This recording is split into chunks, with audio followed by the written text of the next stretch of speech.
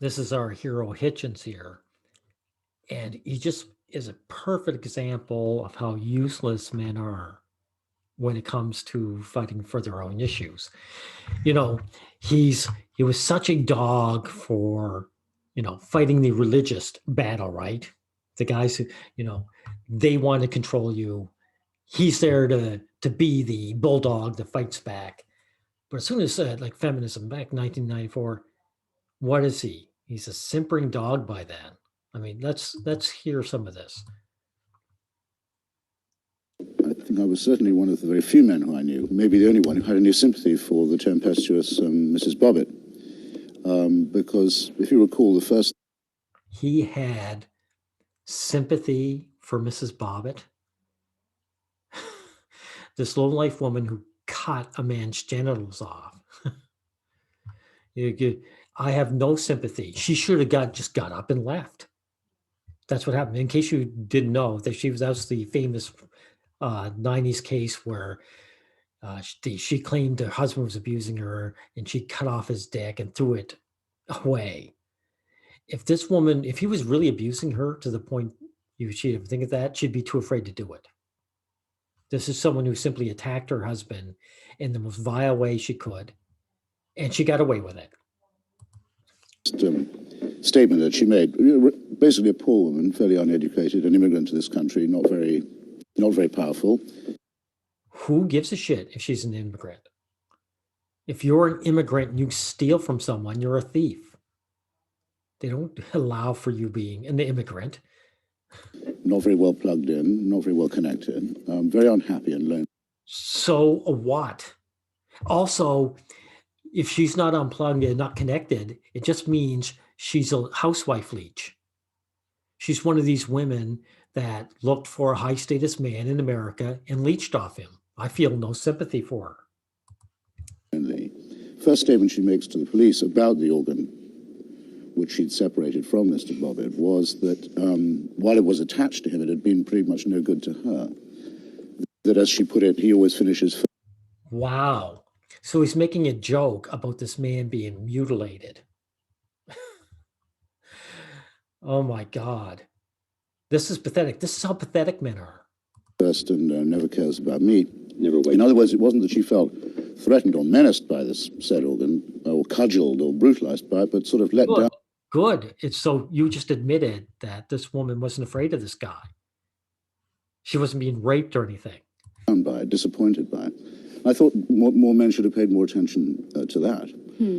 But you're not So she's allowed to commit a vile act like that, assault on someone's body and mutilate their body because she didn't find the man good enough for her. Like this is how pathetic this guy is. Well, the way that no, obviously she was in every sense a pathetic and probably quite a nasty woman, it seems to me, but as much to be pitied as anything else. The only way that you can't get any sense. No, I wouldn't pity her. I would treat her as the criminal she was. A guy stabs another guy in the street. They don't go back and say, gee, he was an immigrant. He was kind of ignorant. Maybe we should feel pity for him. They don't. They throw his ass in jail. Sense out of this discussion is if you assume that that she was wrong to say that. In other words, that women are asexual, which is the assumption made, it seems to me, in a lot of the date rape literature and a lot of the Catherine McKinnon and Andrea Dworkin type commentary, that women are basically not sexed, and that they don't say that. You know, this is where the reason why a lot of men are being sort of driven to the right, so to speak, the sexual right, is because they. Wow. So even back in 94, men were being driven to the right. So, shows my naivety because I thought this was something that is fairly new, like maybe 2000, 2010. This is mid-90s. Guys are driven to the right because the guys on the left, you either have to be a full-fledged male feminist or you're out. They sort of know that's not is true. Is the sexual right, I mean, where is the sexual right? I mean, is it... Men hating women and thinking that they all plan to cut their things off. Or the attacks on feminism and all of that, is that where men are treated to the right? And the boring, endless sort of Rush Limbaugh type joking about it that's catching on, is that men sort of know that that's not true and that it's hypocritical. And they know that women would, or they ought to know, I would like to argue anyway, that women would be the losers if the chaperone came back on campus and for teenagers. That's something that Is it? Yeah, that's begging. That's like, look, girls are really into sex and they like guys. And, let's keep it like this. He's a conservative. Conservatives are losers because all they are daydreamers. They want things. They want these women to desire them. And guess what? Feminism is here because they were spitting on men because they don't respect men. And women generally prefer the company of other women. And so men like Hitchens are so desperate to say it's not that way. The sexual assault epidemic, and how do we acknowledge that, fight it, and claim that women are sexual agents, sexually curious, can be sexually objectifying, that we are not saints, nor should we have to be. Look, just before we leave this Antioch thing, because I was as surprised as you were too, to read on the front of the New York Times the words, "May I put my finger in?" I never expected to read that on the front of the good old Grey Times. And I noticed that it followed instantly. It was stage 4 after "May I remove your bustier?" No doubt they call it in Antioch. I don't know what it is. Anyhow, I thought to myself, there are at least 3 things wrong with this. One is, from the male point of view, it's insulting because you have to do all the work on this assumption. From the female point of view, I think it's insulting because it means the men also have to do all the talking. And it's not insulting the women, period. It's more of this, we're infantilizing women. It's all that stupid argument. That argument doesn't mean anything. Women have no shame. They're not infantilized. They're men's betters. It's that sort of thing. The nobility isn't infantilized because they don't have to work. They're just better than the peasants. third, and let's see if we can say this on the air or not, it seemed to me that it had, and not accidentally, it had abolished the clitoris. Right. There was no. Say it again. It was let me put it like this then. The clitoris had been elided in this. Now, I can't believe that that's an accident. Because if you mention that, you mention that women are, in some sense, keenly motivated for sex themselves. And that's the thing I think Antioch is as reluctant to face as the, perhaps whoever is the sub-editor. This is foolishness too. It's not that they're insulted that they're not keen for sex. It's their attraction to men that they don't want being trumpeted. Men are garbage and beneath them. So that's the real deal. If you haven't noticed, women love the idea of being sexually free. They just don't like men. These feminists don't like men. So there's this, how do we get our rocks off and still shit on men is what they're trying to do. Let me just say a couple of things. Go ahead, Katie. Arguing against a straw man that is I not me. I mean, I'm not saying that Can I rape say is a not word in exist. defense? Can I say a word in defense of Katie Roifer? Yes, Yes. because it seems to me, well, I'm not trying to be gallant, believe me. Gallantry becomes you, Christopher. I'm getting on, you see, a bit. And indeed, my decade. Look how uncomfortable this guy is. He wants to appeal to this group of women and somehow keep up some kind of air of dignity. Pathetic. Must be only too painfully obvious. The 60s, when feminism began. I remember being present at It some of didn't this. begin in the Well, 60s. It began about 1790. I perfectly well. I know even Mary Wollstonecraft. Good. Yes. I'd be saying, woman, keep your hands off me. Because that's what she did there. Her touching him, he wouldn't be allowed to touch her like that. This is what kind of a cotton picker this guy is. I know that, but for people around this table, I think it could be said that's when it began. Yeah. So you're allowed my Please, your point is. yes. What I remember was violently resisting, all of us, in different ways, the idea that the university could be in loco parentis, as it wanted to call itself. The university would play the role of your parents. And if you had a beef against another student of any kind, it was considered kind of babyish to want to go to the dean the entire time and complain about. Yeah, probably because the university was mostly men, and men aren't allowed to complain. And if they do complain, they're told to man up. But now they're getting women in there. Women do not have to man up. They tell men what their problems are, and men take care of it. Your feelings.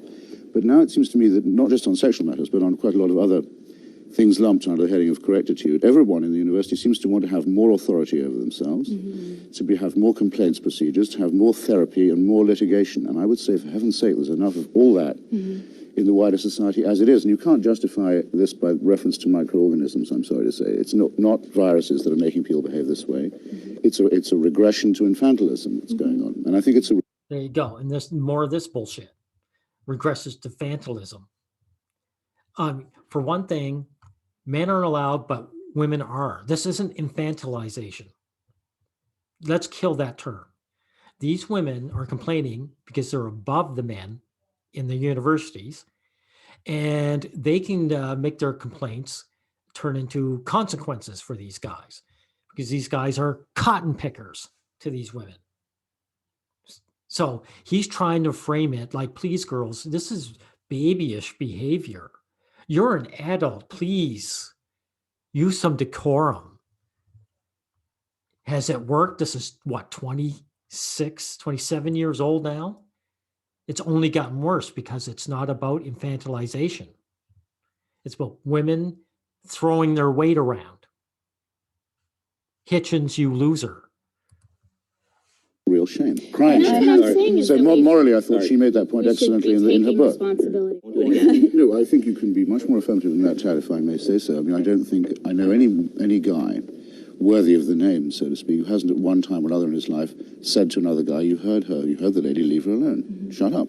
That's right. There's always been these disgusting white knights. No doubt Hitchens is a white knight himself.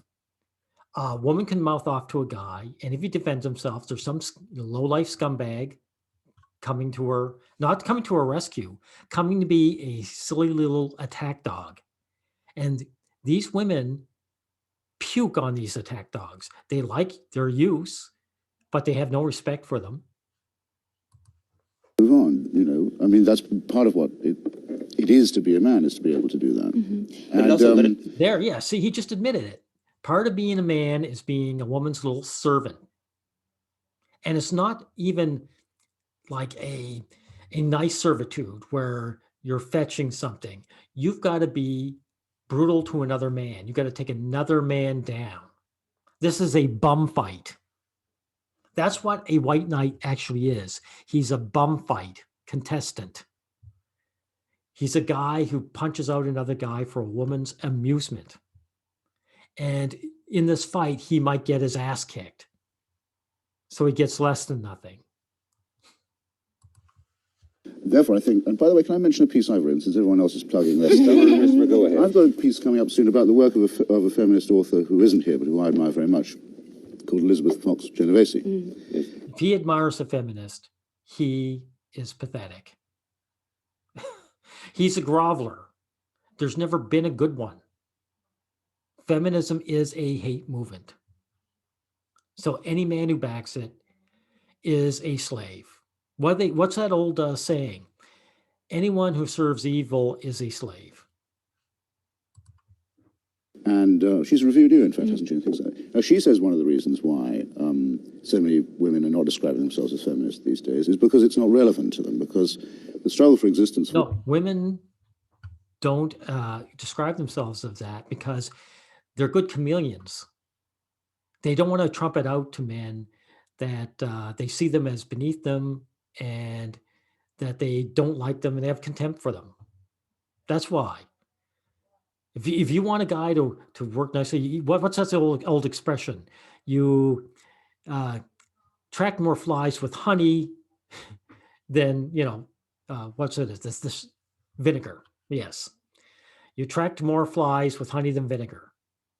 So if a woman wants a man working for her, he knows that he's got to see her as on his side. But feminism comes from regular women. I have to say, I know all kinds of women who say I'm not a feminist, who have all their ideals, who treat men just like feminists do. So the title's almost useless anyway. Women at the moment is quite grim, and it's usually centered on the very important fact of bringing up children. And not only can you not get hold of a kid without a man, but you have a very hard time bringing one up without a guy. This is bullshit. 94, Hitchens knows There are all kinds of single mothers. There's a single mother epidemic.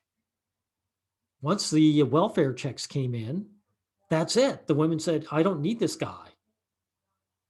You know, it's been proven that women would rather just get a check from the government, and they can take care of the kids. Well, they can house and feed them. That doesn't mean they don't necessarily take care of them. But the man has been ousted in his day, as he speaks, way back in 94. So he's bragging up men's utility. And the thing is, who gives a shit about his utility? If a woman only wants you because she feels she needs you to look after a child, then what's the big gain? So you get to be used. Hitchens is one of these conservatives. He's one of those guys who loves the idea of fighting the good fight and being manly. So obviously he's just an academic who likes the idea. And many of these women, I think, of the working class, if I can use another phrase that's hardly ever heard on TV, like clitoris and penis and so on. Working class? Working class. They often hear that. They think of feminism as something that maybe is bad-mouthing their brothers and their husbands and their fathers and other hardworking guys who they... Well, it is. But you see, as you see, these girls and women and mothers, they only care when it's very personal to them. But they're glad when it happens to some other woman's husband or child or brother. That's why it's so dangerous. Who gives a shit about these women's opinion? Because in the end, all they're thinking about are themselves. When a woman has a high-paying servant husband, of course she doesn't want him harmed, but she wants the freedom to do it to any other guy on the bus. They know and quite like. This is another complaint. With men sitting around in the woods barking at the moon and beating their chests in sweat lodges. But that's not understood why. But just wait a few seconds. Mm-hmm. That's the next thing that's going to happen. What? Mm-hmm. Well, we've been The waiting for a men's movement infantilizing, for a the long time. infantilizing I was talking about is going to happen. Men will say, well, if women can go to the dean if they feel they've been felt up or whatever, I'm going to start complaining too. Everyone's going to start being... In other words, how dare men want self-respect and equality? You know, women get it. Why shouldn't I? Actually, that's a great, that is great to hear. I'm glad. I hope guys do it all the time. Come to the dean and say, hey, this woman is giving me a hard time. Do something about it. So he's saying, look, I love my servitude. I'm a good servant. I'm a house cotton picker. I get to live in the house. I don't want these guys being, jumping ship. We have the Menendez Men will brothers. want to share in the victimhood business. It will be unstoppable. But men are victims. Men suffer in ways women never do. Right now, we live in #MeToo land, where a guy doesn't even see his day in court. Men are victims. And completely negative. I do think very boring. Does the victim business, is that what, I mean, this is about... This is very boring. Oh my Lord. The posturing on this clown. Sense of both the angelic and the demonic in human nature and female nature as well. I don't find it as easy to speak as if I was a category as you do, and I can't say we. Which category are you in? But I'm obviously in the category of straight white male. Yeah, he isn't. Men are hostile to one another, and they don't want to be grouped in with other men. So that's not a brag on Hitchens' part. All he says, he wants to be this high status individual, and other men are beneath him. That's all this means. Straight white male person. Right. It's when people start talking about power, about the power that this gives me, that I begin to wonder if slightly too much of a compliment isn't being paid. Rather as when some women talk about the penis as a sort of mighty engine or cruise missile or something, you think, well, I wonder where they get this idea. But I do think there is, and the reason why I will speak for what I think many male, straight, white types do fear. Yeah, see, it's giving into their narrative there. These women feel the same way about gay men and minority men. Men are all the same to these girls. So he's giving into their narrative. He's apologizing. This doesn't help. Is that there must be some relationship between this empowerment talk that they keep hearing and potency. There's got to be some hidden You're being very subliminal. No, he's wrong. He's hoping. This is a guy desperately hoping. I'm such a sexual virile guy that, the girls are afraid of me, afraid of my penis or something ridiculous like that. What a sucker. Connection, some latent connection, there's got to be, they think, so they back off a bit. So as women began to say, someone said that this whole thing has two parts. One, women are saying, I'm going to enjoy sex, and I'm going to enjoy sex on my own terms, and I'm going to make demands. And you're saying when that takes place, therefore, it affects, it goes to the heart of male performance and male potency and those kinds of issues. The temptation is then going to be that of self-pity. You'll say, well, actually, I'm not all that powerful, and sometimes I don't feel all that potent. Right. And the male organ, for heaven's sake, is actually rather capricious, vulnerable, So this is why it's especially. Keep your hands off them, you cretin. They're loving this. They're loving this. Look, Hitchens is finally showing vulnerability for men, and they're all big smiles. This is the dynamic. So this is what happens when you grovel to a bunch of women like this. They don't have to be feminists. They have the same attitude. They're loving it.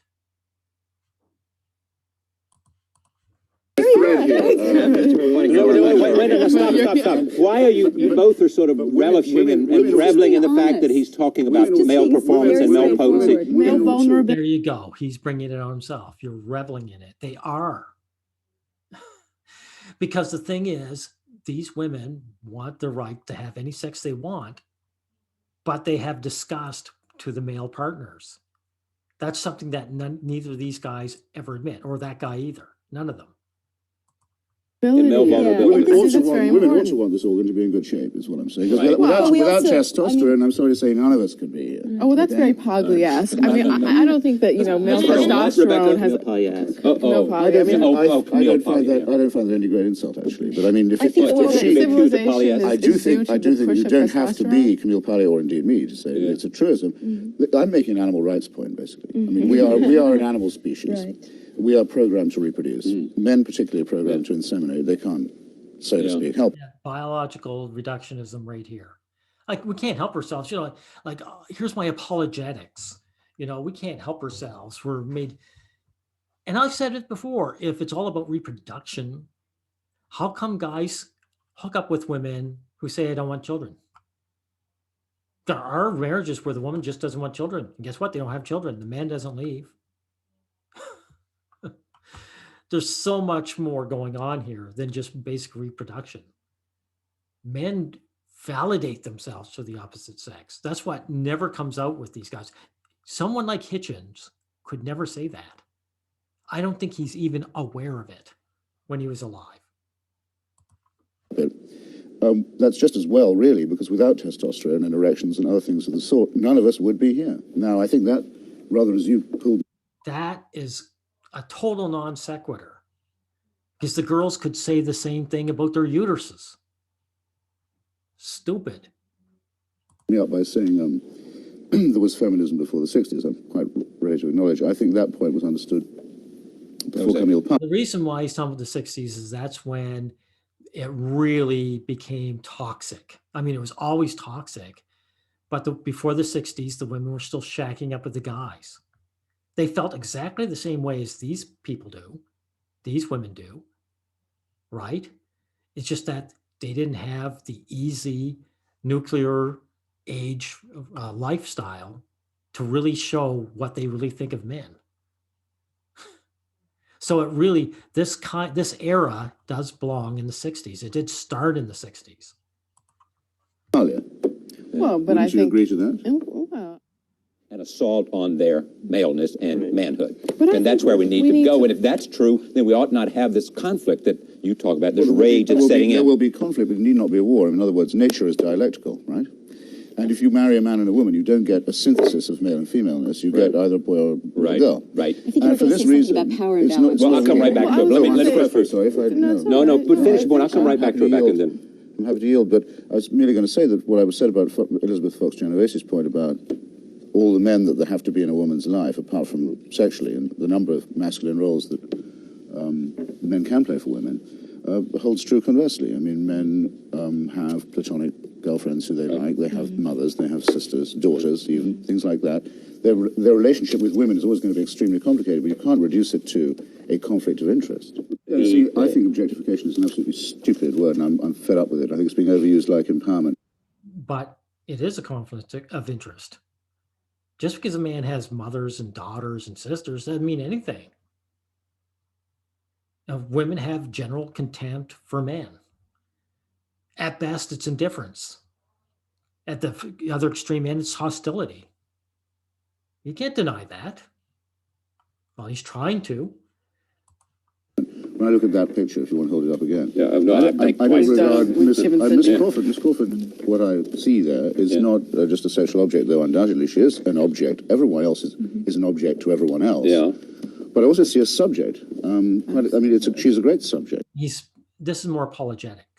I'd be saying that woman is making big bucks, enjoying herself, showing off her body. Right? And she's loving it, and she's getting paid for it.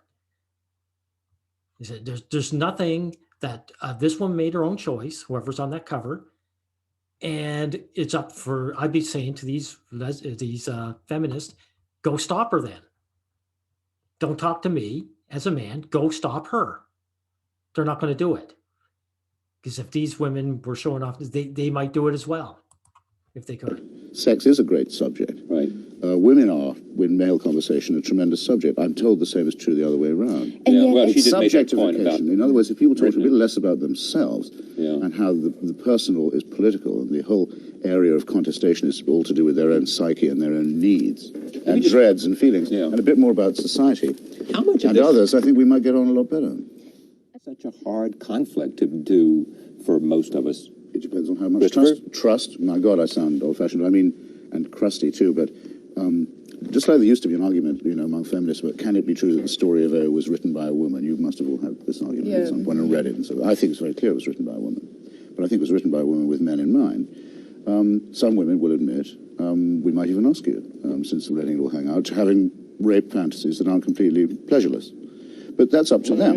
It doesn't mean that... Getting into murky waters I know we are. It doesn't mean, but they're entitled to do that. It may be pleasurable sometimes to imagine being ravished. Well, no, but it's also true that that doesn't mean that anyone has the right to jump out while you're trying to get the groceries home and manhandle you. But do know that part of the reason women have those fantasies is that Hollywood puts a glamorized sex... There you go. Women have those fantasies because they like these fantasies. And this disgusting liar is trying to say, well, we're just hypo agents. We don't have the ability to make any decisions on our own. Hollywood is making us do it. By the way, this is the kind of thing that Hitchens would say is infantilization. This isn't. This is gaslighting. This woman is gaslighting Hitchens. And he's going to take it like a little bitch. I assure you. Sexy rape in 1 movie out of 8. So little girls grow up not seeing images of female desire. I've met women who don't much go to the movies. Yeah, you think it's just natural? I don't know, but I have been told by women who trust me, in other words. Yeah. Okay?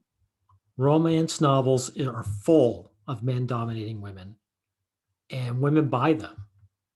This has nothing to do with what little girls watch. This is pathetic. He's being gaslighted by this lowlife. Yes. They do have such. Yeah, but these are not organic. And I think it would be insulting for me to say, oh, I see, you have those fantasies, you've been watching too many movies. That would be an incredible thing. That would be a very poor reward for a woman revealing her intimate thoughts to you, wouldn't it? I think what's more interesting is... Accuse her of being a cretin. I just think it's obvious. You see, he's right, but he's still begging in the end, isn't he? He's still trying to hold out this olive branch, right? Oh, come on, girls, you're above this. Come on. That picture was something that men enjoy, and these feminist cretins don't want men to enjoy it. That's it. absolutely. I'm not a fan of either Clinton, since we're on the subject. You know, it's You're not a fan Either of either Clinton. either Clinton, Eastwood, or No, Clinton. Hillary or Bill. Okay, all right. But there is an attractive story about how they met, which is told by her. Well, they're in the library, law library, I believe, and she gets up and walks over to this guy, Bill, as it happens, and says, "If you're going to keep looking at me like that, it's time you knew my name." Go, Hillary. No, that is a story about her that I've heard that I like. Right, I do too. Now, Sexy. when you think of what you More know women is should be that way. what is now going on in the libraries and campuses of this country, where men and women are sort of sitting on opposite sides of the thing, Well, Katie, looking at each other in sort of. Listen, If you're Hillary Clinton, her husband was high status, so of course she flirted with him.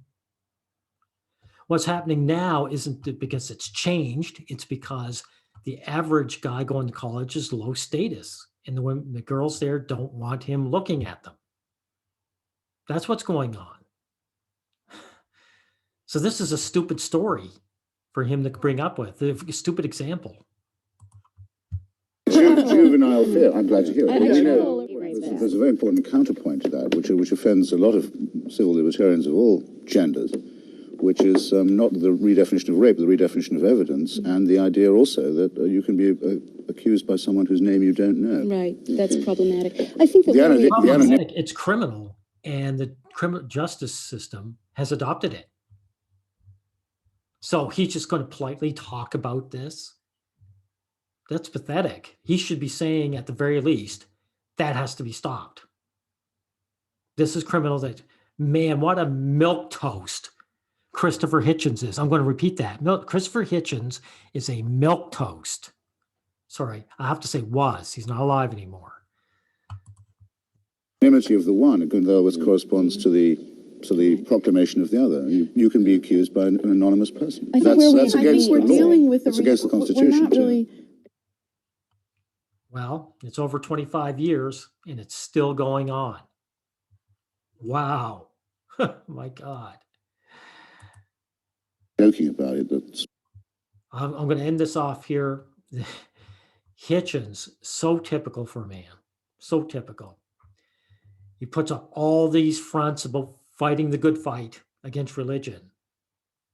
But then when these feminists come along, he's just another male groveler. I call him a bootlicker, but these women wouldn't let him touch their boots. This is how pathetic men are. Like, looking back at this interview, man, what an overrated blowhard Hitchens was. Thank you, everyone.